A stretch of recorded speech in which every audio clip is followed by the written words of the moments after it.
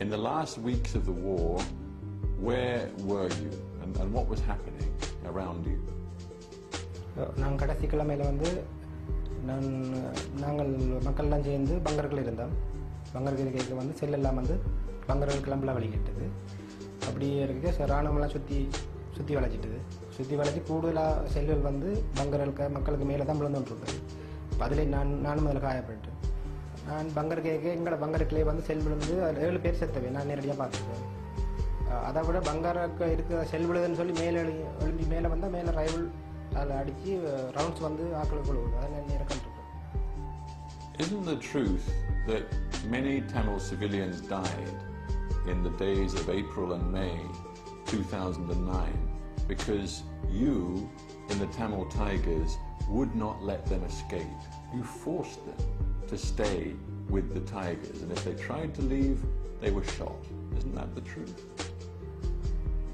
சுடுவன்னு சொல்கிறது வந்து சொல்லப்பட்டிருக்கு, ஆனால் விடுதலை புலிகளால் சொல்லப்படலை. ஏன்னா அங்கே அந்த ஒட்டுக்குழு என்று சொல்கிறார்கள் வந்து ஏற்கனவே மக்களோட உள்ளே சேர்ந்து இயக்கமாதியே அந்த உடைகளை அணிஞ்சு கொண்டு உள்ளுக்கிட்டு சுற்றிக்கணும்.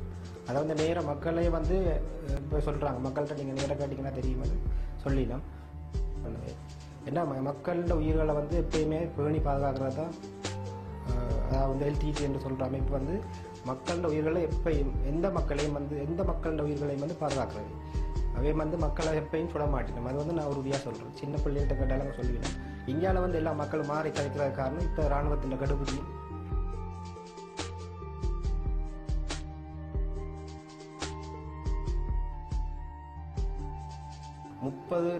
முப்பத்தஞ்சு வருஷமாக வந்து 7வது கட்டத்தில் வந்து இந்த ஆயுத போராட்டம் தொடக்கப்பட்டது. எல்லா மக்களும் விரும்பி தான் தொடக்கப்பட்டது.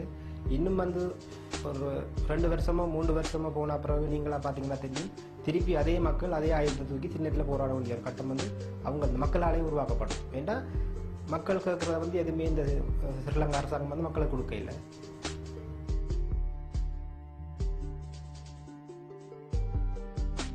ஒன்று கடைசி நொடி இன்று தலைவர் பிரபாகரன் சரி என்றால் கொழும்பில் 1 லட்சம் பேர் செதறி வெடித்து சிதறுவார்.